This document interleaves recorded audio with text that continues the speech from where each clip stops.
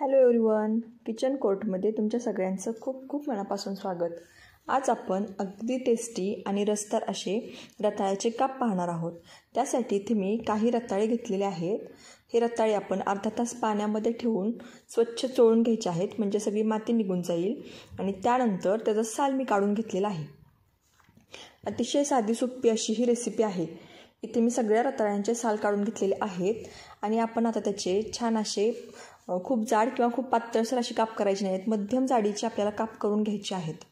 इथे मी दाखवत आहे त्याप्रमाणे सगळे काप मी मध्यम आकाराच्या जाडीचे करून घेतलेले आहेत. आणि हे काप काळे पडू नयेत त्यामुळे मी पाण्यामध्ये टाकून घेतलेले होते. त्यानंतर मी लगेच गॅसवर कढई गरम करण्यासाठी ठेवलेली आहे.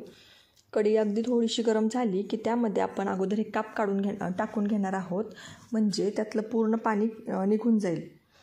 अगदी 1 मिनिटभरासाठी काप आपण तूप न टाकता परतून घेतलेले आहेत आणि त्यानंतर आपण लगेच 1.5 चमचा तूप टाकून घेणार आहोत.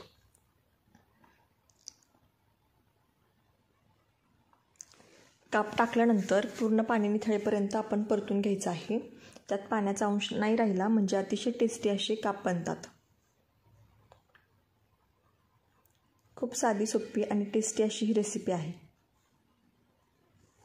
त्यानंतर 1.5 चमचा मी तूप टाकलेलं आहे आणि ते तूप टाकून आपण पुन्हा एकदा छान असं सगळं परतून घेणार आहोत. आणि हे परतल्यानंतर अगदी 3 ते 4 मिनिटांसाठी झाकण ठेवून आपण हे रताळ्याचे काप वाफवून घ्यायचे आहेत. आपण जेव्हा कुकरमध्ये पाणी टाकून बॉईल करतो रताळे, त्यावेळेला त्याचा गोडसरपणा खूप कमी होतो. अशा पद्धतीने आपण केले तर अतिशय छान गोडसर आणि टेस्टी असे रताळ्याचे काप लागतात. मी 2-3 मिनिटांसाठी परतून घेतल्यानंतर आपण पाहू शकतो अतिशय छान असे शिजलेले आहेत रताळ्याचे काप.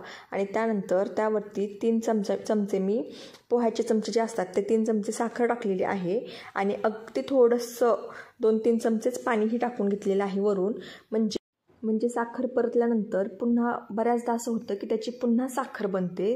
ती साखर पुन्हा बनवून कचकच लागू नये त्यामुळे अगदी 2-3 चमचे मी पाणी टाकून पुन्हा सगळं मिक्स करून अगदी 1 मिनिटभरासाठी वाफ देऊन घ्यायची आहे, म्हणजे छान रसदार असे आपले रताळ्याचे काप बनून तयार होतील. अगदी 1 मिनिटभरासाठी मी झाकण ठेवून वाफवलं आहे आणि त्यानंतर आपण पाहू शकतो सगळी साखर अतिशय छान अशी मेल्ट झालेली आहे आणि अगदी रसरशीत असे रताळ्याचे काप आपले बनलेले आहेत. व्हिडिओ आवडला असेल तर लाईक, शेअर, सबस्क्राईब नक्की करा, म्हणजे असेच नवनवीन पदार्थ मी तुमच्यापर्यंत पोचवत राहील.